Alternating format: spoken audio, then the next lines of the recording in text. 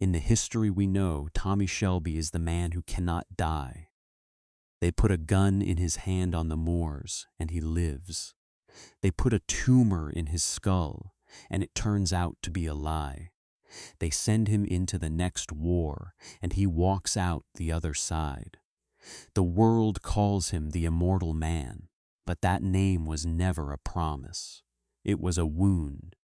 And there was one morning in the cold spring of 1934 when the Immortal Man should have ended, and very nearly did. So ask the harder question, what if there had been no conspiracy, no false diagnosis, no second chance riding out of the fog? What if the thing growing behind Tommy Shelby's eyes had been real, and the man they called Immortal had simply, quietly died? This is the story of the family he left behind, and the world that went on without him. It begins with a doctor's office in Birmingham and a sheet of film held up to a lamp. The specialist is a careful man. He has been doing this a long time, and he has learned to say the truth slowly, the way you lower something heavy onto a table so it does not break. He tells Tommy that the headaches, the visions, the woman in white he has been seeing at the edge of every room, they are not ghosts. They are pressure. There is a mass behind the eyes, deep where no surgeon's hand can reach, and it is growing. In the world we know, this was a fiction, a poison fed to him by his enemies to break his mind. But strip the conspiracy away, and you are left with a simpler, colder thing. A man in his early 40s, a body worn down by gas and whiskey, and 20 years of war that never properly ended, hearing that he has a season left. Perhaps two. Tommy does not argue. That is the first thing the family notices later, when they tell the story to each other in low voices. Tommy Shelby, who argued with everyone, who argued with God, did not argue with this. He folds the diagnosis into the inside pocket of his coat, next to the cigarettes, and he says, "Thank you," and he walks out into the rain. He has 8 months. He spends them the way he does everything, building. The first thing he does is the hardest. He drives out to the cottage on the moors, the one with the wedding bunting still strung along the fence from the day Ruby would have been christened, and he sits with Lizzie at the kitchen table and he tells her, not the version for the family, the true one. Lizzie has spent years waiting for Tommy to need her, and being handed his back instead. She thought she wanted this, him, undefended, telling her the truth at last. She finds she does not want it like this. She finds that being needed by a dying man is its own kind of cruelty, but she stays. That is who Lizzie Shelby is in the end. She stays. He tells the others one at a time, because that is the only way he knows how to lose people, one at a time, in private where it cannot be seen. He tells Arthur in the garden of the big house, the two of them walking the gravel path, the way they walked the duckboards in France.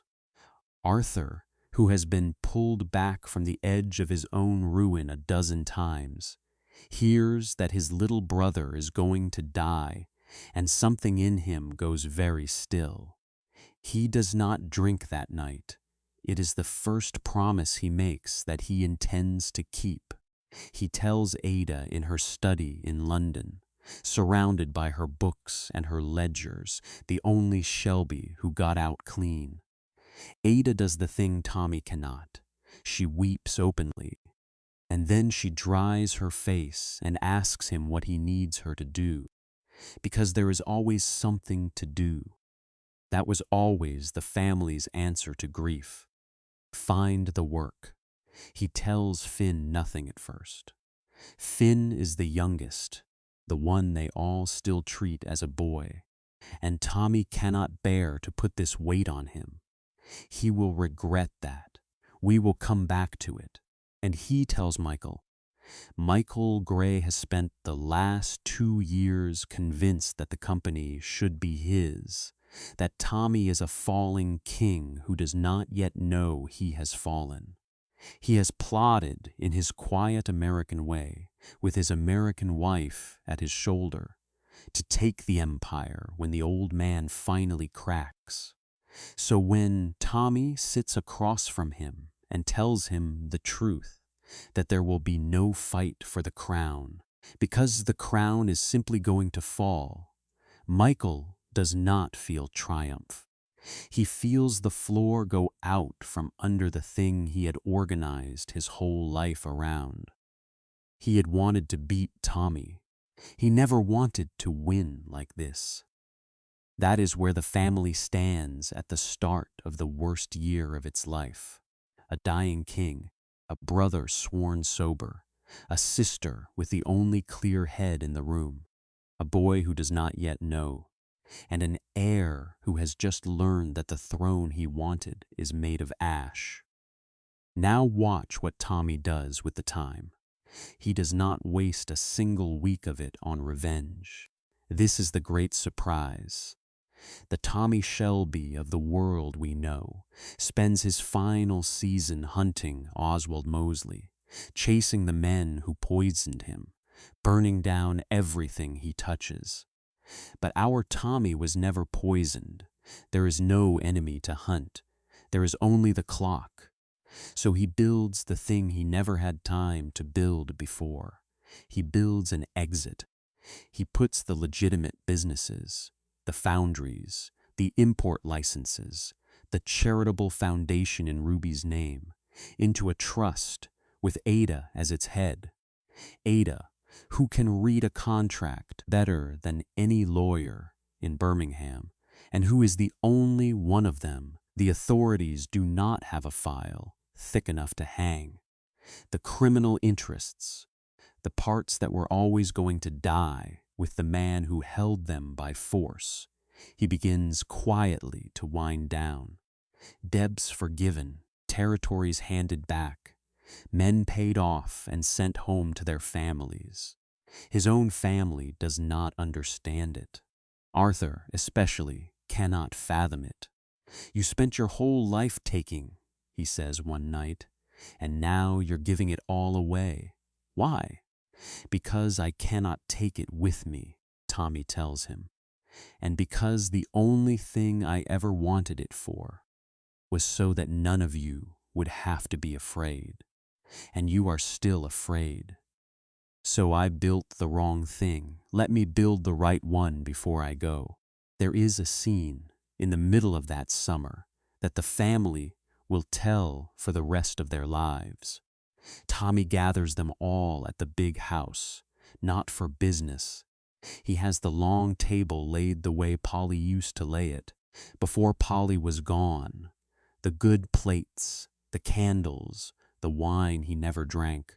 Arthur and Linda, Ada and Carl, Finn, Michael and Gina, Lizzie and Charlie, Tommy's son, 8 years old and watchful as his father, sitting very straight in his chair. Tommy stands at the head of the table where his aunt used to stand, and he does not make a speech, because Shelbys do not make speeches at each other.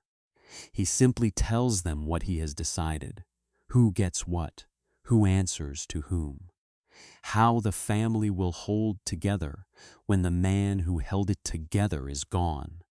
And then he says the thing none of them expected. He looks at Michael, the boy who plotted against him, and he hands him the legitimate company, not the criminal empire, the clean one, the future. The room does not understand. Michael least of all. Why, Michael asks. Because you are the only one of them who can live in the world that is coming, Tommy says. The world of banks and boardrooms and men in good suits who do their killing with a pen. Arthur cannot live there.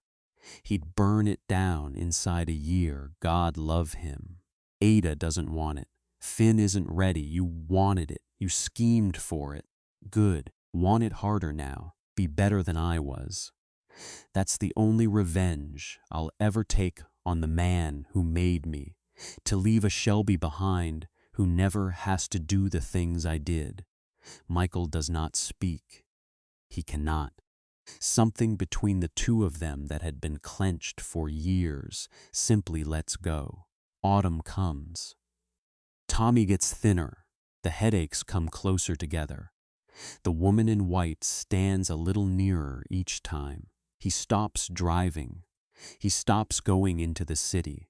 He spends his days at the cottage on the moors with Lizzie and Charlie. And for the first time in his adult life, Thomas Shelby is not building anything at all. He is just there, present. A father teaching his son to load a fishing line. An arm around a wife he spent years holding at a distance. He has one more thing to do, and it is the hardest of all of them. He sends for Finn. Finn arrives angry. He has worked out, by now, what is being kept from him, and he is the youngest, and so he is furious in the way only the youngest can be, at being protected, at being loud, at being treated as a child by a family of killers who were all blooded younger than he is now. Tommy lets him shout, then he tells him the truth. And then he tells Finn the thing he has been saving, the reason he kept him out of it. I kept you clean, Tommy says, the way you keep one cartridge back. Not because I think less of you, because I think more. There has to be one of us who didn't have to become what we became. Arthur and me, we went into the tunnels and we never came all the way back up. I'm not putting you down there. You're going to be the one who remembers us as we should have been. That's a job too. It's the hardest job. I'm giving it to you because you're the strongest of us. Now go home to your girl and don't you dare follow me into the ground. Finn does not believe him that day. He will years later. It will save his life. Tommy Shelby dies in the early spring of 1935, almost exactly a year after the diagnosis, in the bed at the cottage, with Lizzie holding one hand and Charlie asleep against his side, and Arthur sitting in the doorway because he cannot come any closer and cannot bring himself to leave. There is no last word worth repeating. The films always give dying men a last word. The truth is quieter than that. He is there, and then he is not, and the room is the same room, and that is the unbearable part, that the world does not so much as flinch when a man like that goes out of it. They bury him on the moors, not in the city. No procession, no press. The men who would have come to pay respects or to make sure are sent away at the gate. Just the family and a Catholic priest Arthur insisted on, and the wind. And now the world goes on without the immortal man. This is the part the legend never lets you see. The first thing that happens is that nothing happens.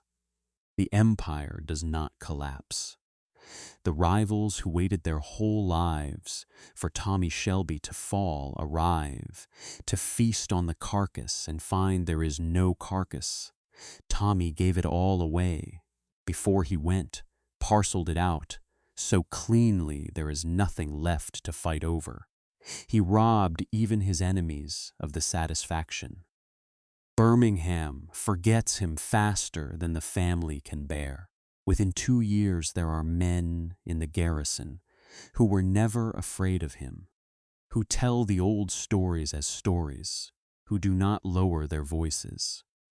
The Shelby name becomes a respectable name, a foundation that funds a children's ward, a company that employs 3,000 men.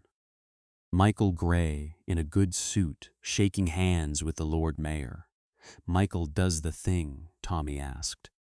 It is harder than scheming ever was.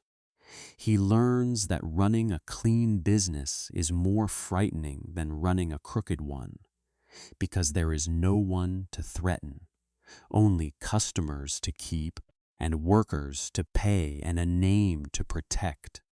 Gina wants him to take it back to America, to go bigger, to be ruthless again. Michael says no.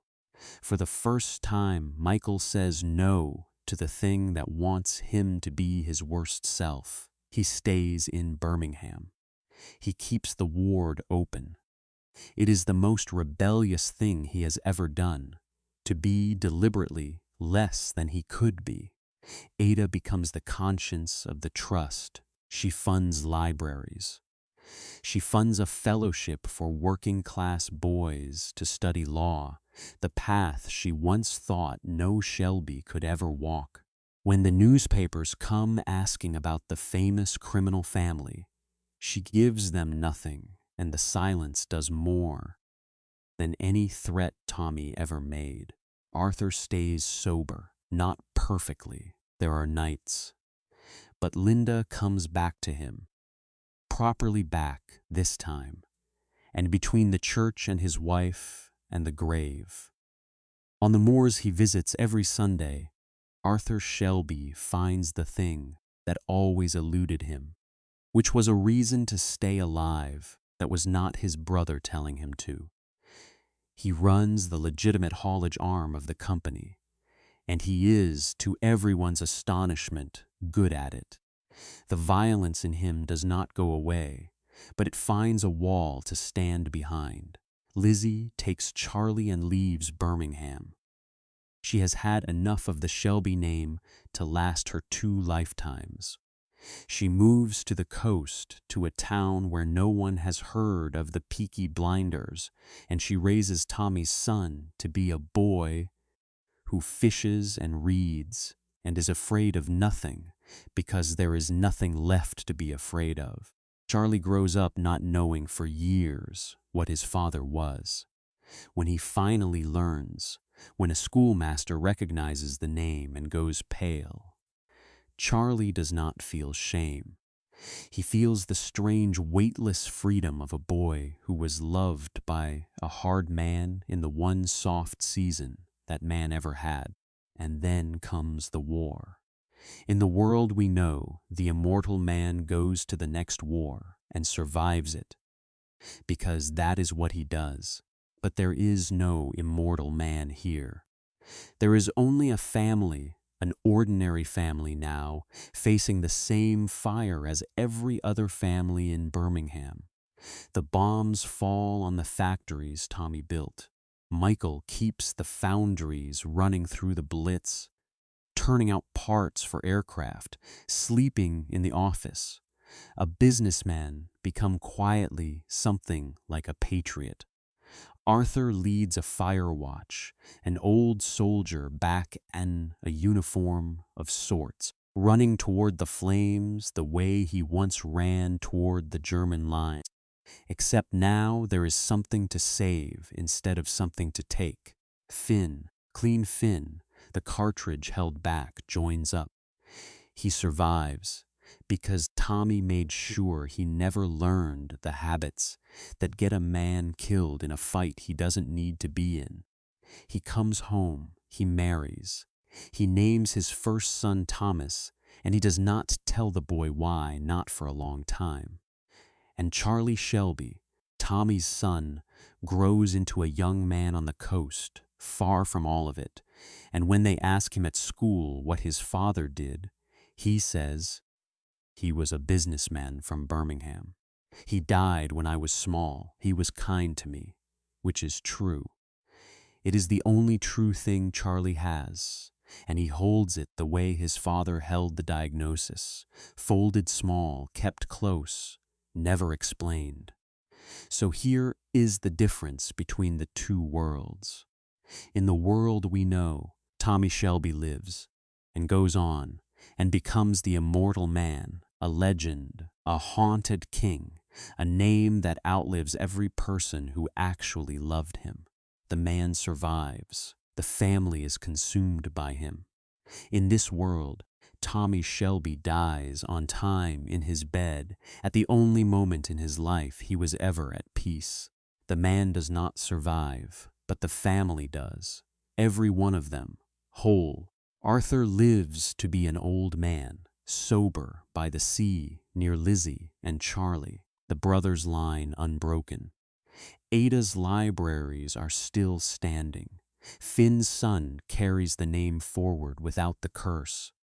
Michael's children grow up, never once hearing the word vendetta. The immortal man was never the gift the legend pretends. It was the sentence. To be the one who cannot die is to be the one who has to watch everyone else go first. To carry the whole weight forever, to never be allowed to rest. Tommy Shelby spent his entire life trying to build a place where his family could finally be safe. In the world we know.